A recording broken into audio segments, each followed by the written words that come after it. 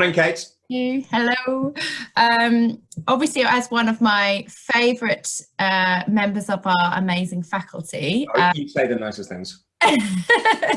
Well, I really appreciate you taking the time. We've got our coffees, haven't we? Having a little morning coffee chat, and we're going to talk about sales and selling right now, and obviously we're coming out of, hopefully, the pandemic and businesses needing to rebuild, and obviously business development, business acquisition and generation is a vital part of that.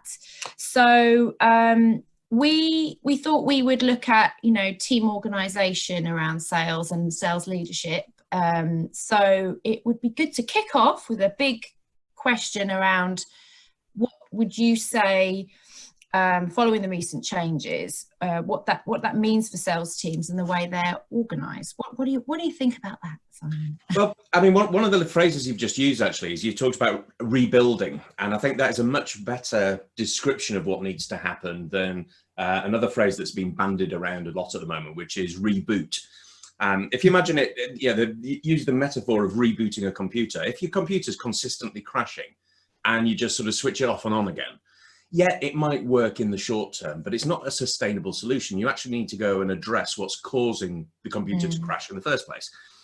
And I think there's a real risk that if we don't take this time to really consider how things need to be different in the future, when we rebuild something, we don't just build it exactly the same as it used to be. It's got to be a little bit different and hopefully better than it was before. If we go down the reboot exercise and just say, okay, well, whatever's happened with the virus, we'll just go back to the way that it used to be before. We're A, missing a trick, we're missing an opportunity, but B, I genuinely don't think it's going to work. As people are starting to go back to work now, I think there was kind of a mindset that it'll be going back to normal. And even if people are putting this this sort of phrase, new normal, around the place, it's just one of those buzzwords that actually needs a lot more thought than just saying, oh, we'll go back to the new normal. People are going back to offices, but offices are operating differently.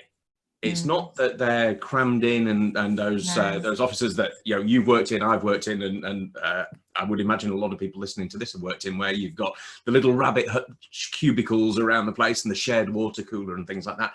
It is going to be different. And I think particularly for salespeople, and especially for those like me who've been in the industry quite a long time now, despite my youthful appearance, it's going to be really, really different to what we used to. If I wind back, 30 odd years when I started selling, I was on the road, and a salesperson's job was on the road. You didn't really get a desk, you got a car instead. Yeah. And the idea was you got up in the morning and you dug your call notes out from a big ring binder, and you took the account details and you got on the road and you made an appointment for 10 o'clock and made an appointment for 11:30 and so on. And you were just traveling around seeing customers on a face-to-face basis. Now, some of that has already changed. That really old school stuff has changed in a lot of industries, although there are some industries where it is still there. Yeah, field sales is still a cool part of their generation, but even for those where it has changed, what we're seeing now is people being more resistant to the idea of, well, do I want to have a meeting with somebody who's having a meeting with 50? What value does it bring me? Do I need to do that? Is it A, a good use of my time? And B, from a health point of view, is it the right thing to do to have people traveling around and potentially moving a virus around the place? That's Do we need to think differently? And I think the answer is yes, we do need to think differently. Now, for some organizations, those who are further down that curve, there's this kind of incremental change that can happen. So the incremental change is all about saying, where have we managed to create a great sales relationship with a customer, a great account management relationship with a customer? Where have we managed to identify new customers without having to physically go and see them? And can we replicate that more broadly across our organization? So that's for the organizations who've kind of taken some steps towards doing this more remote, electronic, e-prospecting, e-selling type approach to things.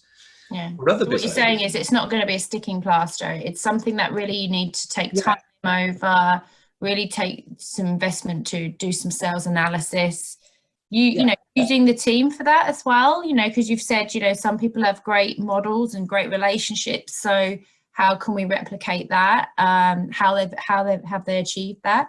Yeah, and just as some industries are further on the curve and some organizations are further along the curve, within a sales team there will be people further along the curve as well. So if you're in that environment where you're looking at accelerating an incremental change that's already taking place in the way that you work, then you just need to identify those sweet spots where it's working really well and understand how can we enroll more people in that type of approach, because the reality is we'll need to do it. And it's not a case of doing a sort of generation divide of your sales team, because it's not just going to be the old salespeople who do it the old traditional way and the new salespeople all electronic. It's, you know, life isn't as simple or straightforward or stereotypical as that. What it is about specifically identifying the sorts of behaviors that will enable us to sell without all the costs and time wastage and things like that associated with the old way of doing things. Yeah, because there will be quick wins, won't there? There will be quick wins. Absolutely. I'm sure that whole process and exercise will reveal those quick wins. But also from a training point of view, which is what we do, it's identifying those areas and really pinpointing and targeting the training and development around that. Yeah. Yeah. And it's, you know, in that sort of environment, it's very much about, and as you use the term, the analysis of what's going on and what best practice is currently within the organization, and then encouraging people, coaching people, motivating people to accept those changes if they're not already on that sort of curve. Actually, that's a really good point. It actually leads me very nicely again onto my next question, because that's a big challenge. It's moving people along with you through this change and journey. So, you know, what about the sales leaders, sales leadership and sales management? Because has it got to start from them, really? Absolutely it has. And particularly if I talk about the kind of second classification of organizations that need to go through this change, the incremental change is this sort of more managerial coaching type approach. And yeah, every organization and every bit of an organization needs the leadership idea of setting the long-term vision for where we want to be. But that is even more important for those organizations who haven't started that journey at all. If you think about the organizations that need full-on sales transformation, the old way that we used to do selling simply is not going to happen anymore. And we don't have a model within our organization to do it. That will be really disruptive for the people in the organization. And sales leadership and leadership across the organization needs to step in with a really clear picture of how things will be different. Beyond the leadership part, the managerial part, and there's always a grey line distinguishing between those. What's the difference? The role sits within one person anyway. But more of the managerial part there is in helping people identify the skill gaps that they have and put a plan in place to close those skill gaps. Because, you know, having said, let's not get stereotypical, I'm now about to fall into that trap and get stereotypical. The reality is, a lot of salespeople are really good on their feet or in a meeting room in front of a customer, being a bit on the hoof about things, responding, reacting to what's going on in the room, adapting to the circumstances and that sort of stuff. That's very, very different when you are having broken phases of communication. Because if you send email proposals through to people, written documents, you don't have the opportunity to see and adapt and tweak to the changes that you have in the response that you're getting from the other person. And be intuitive to the client, I suppose, as well, because you can see if something's not, you know, landing that well, or they're confused, or they don't understand, or they're not happy with, you know, what's happening, or, you know, so you can pick that up when you're talking about a situation. But, you know, if you haven't got Zoom, or you've just got the phone, it's a bit more tricky. I remember, you know, there are 1,000,001 examples, but there was a sales call particularly sticks in my mind. I was working in the health and beauty department of Procter & Gamble, and I was selling to Safeway, which dates it because Safeway is a supermarket chain, doesn't even exist. I remember them. You're not old enough to remember them, Kate. Yes, I do. They had little trolleys for kids. Yeah, back in the day, long time ago. And I had one buyer there who ultimately I ended up getting on with extremely well. We had a good commercial relationship, and quite frankly, we just liked each other. We had a social relationship as well. But in the early days of that, it was really difficult for a number of reasons. You know, lots of history had gone on with the account and all of that sort of stuff. And the early sales calls had to be adapted based on exactly what I was going to face and what the feeling was in the meeting, as much as, you know, here is my objective and here is my PowerPoint presentation that I'm going to get you through. In fact, to date it even more, it wasn't PowerPoint presentations in those days. It was overhead projector, printed out folders. Oh God. You had the sort of flipping it over, laminated. Exactly, yeah. Oh dear. But sometimes, yeah, you get that out, or maybe even leave it in the back and think, do I need to get that out or not? And on a number, no, it's the wrong thing to do.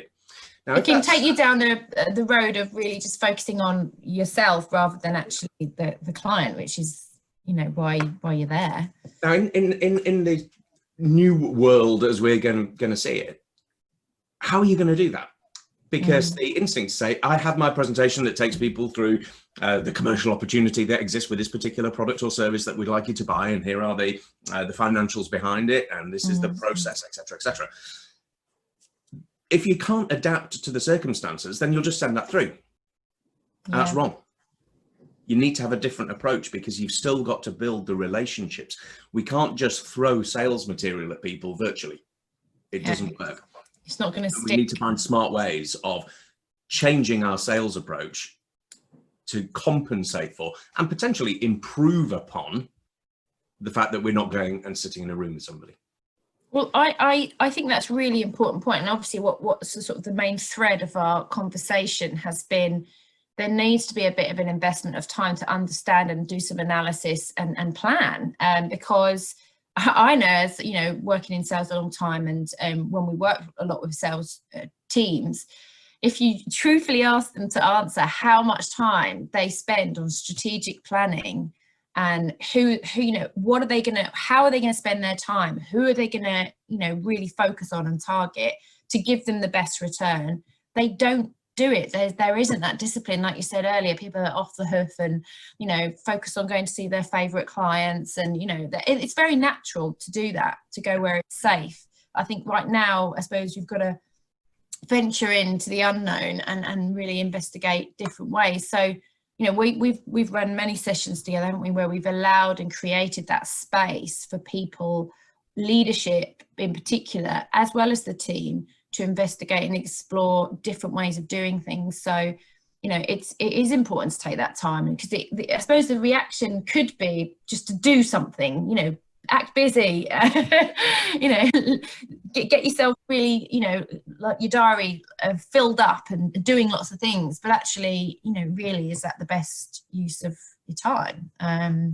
And taking that time definitely to go through it. Well, thank you, Simon. That's been really, really interesting. I'm conscious of us. We could go on all day, couldn't we? This could be, again, yeah, go back to the discipline of people and things like that. I know. We'll talk about this in a couple of hours' time. It's a really interesting area.